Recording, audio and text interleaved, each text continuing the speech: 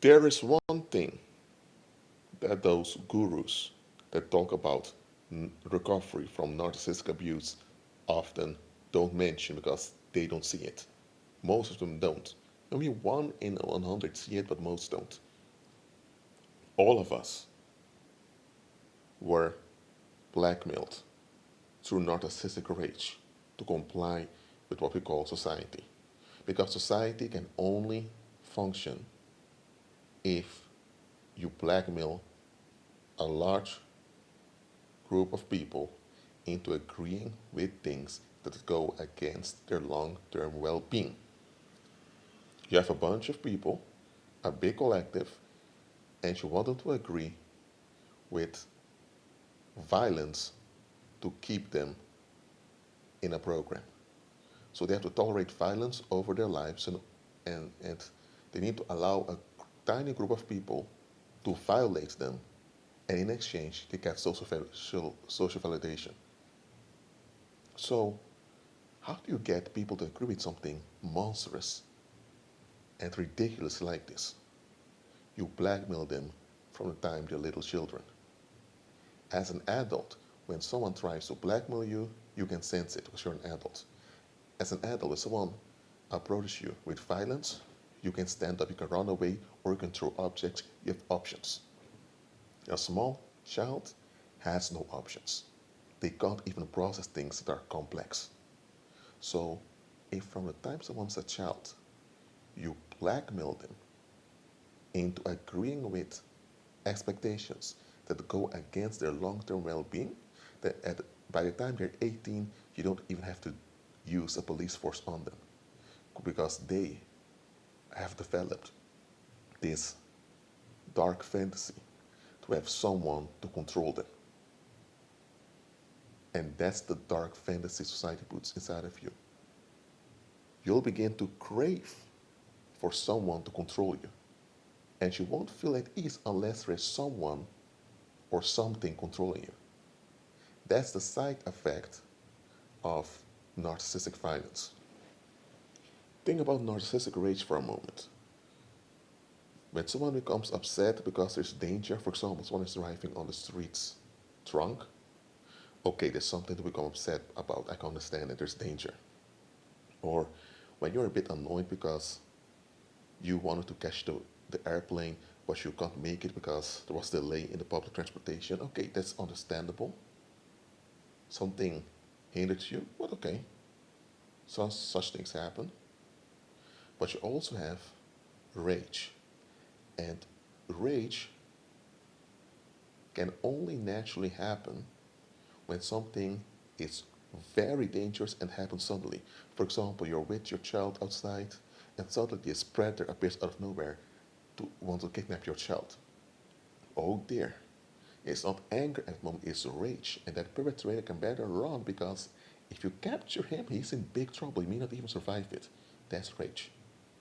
But rage only occurs in extreme dangerous circumstances when there's a violation so harmful and so frightening that you tend to lose your mind. But violent people, they also have rage, but their rage is different. Their rage cannot be justified. Their rage is based on the fact that they don't want to face anything in life. And the moment you challenge what they expect, they feel uncomfortable and they will force this discomfort on you through violence. And because they threaten you with physical or emotional harm, you tend to just get along because you don't want things to escalate and you don't want to be damaged by violence. And when they do this over and over again, you develop an attachment to them. And once you have developed this attachment, they have a grip on you. And that's what they're looking for. Violent people want a grip on you. That's why they intimidate you, or that's why they threaten to use violence. Because they won't accept that they're not God. So that's the way for them to play God. So society used narcissistic rage on you while you were growing up to trick you into agreeing with things you should have never agreed to. That's why, as a believer, when after you become born again, you need to renounce satanic agreements, things you've agreed with without knowing any better, and because you couldn't have known any better. Some things you've agreed with because that's the only thing you had. If the only thing you were fed were lies, that all the options you had were lies. So you had no option to choose the right one because the right one was not offered to you. Nevertheless, an agreement is an agreement, and an agreement has an effect on you. So even if you couldn't have helped it, you still need to renounce agreements that you agreed to that go against Christ. Narcissistic rage is something so common that we don't even see how disturbing it really is. Now, one example of narcissistic rage is someone steps on your shoes by accident and you pick up a gun and shoot them. Anyone can see this is way out of proportion. But what if someone uses what we consider swear words or cuss words and you become so upset that you begin to avoid them, you don't want to talk to them, you develop anger towards them? Hold on a minute. Cuss words don't exist. Your people in your culture conditioned you that certain words are bad. You never asked why, you never did your research, you just agreed with it. Why did you agree with something without investigating what you're agreeing with? So you submitted to a toxic restriction and you were blackmailed to get along with it, because if you didn't comply with this restriction of which words you can and can't use, you had trouble. You would be socially excluded, so you were violating the agreement with it, and now that you are holding on to that toxic restriction, you want to force that restriction on others. And when others don't join you in that toxic restriction, you now blackmail them with violence to feel good about yourself, like you are a moral individual because you don't use certain words. Come on now. That's narcissistic rage right over there. I don't care how much justification you get from your culture, it's narcissistic rage. Why do you hold on to a restriction that doesn't add up, and not only hold on to it, but you threaten others to get along with it, or else? So you're only interested in other people when they validate your restrictions. If you don't want to get along with your restrictions, they don't exist to you. That's narcissistic. There are many forms of narcissistic rage that we don't see as narcissistic rage because we've been conditioned to see those expressions of anger as legitimate.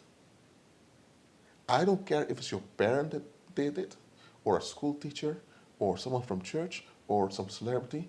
Narcissistic rage is narcissistic rage, and it's rage that cannot be justified. It's wrong.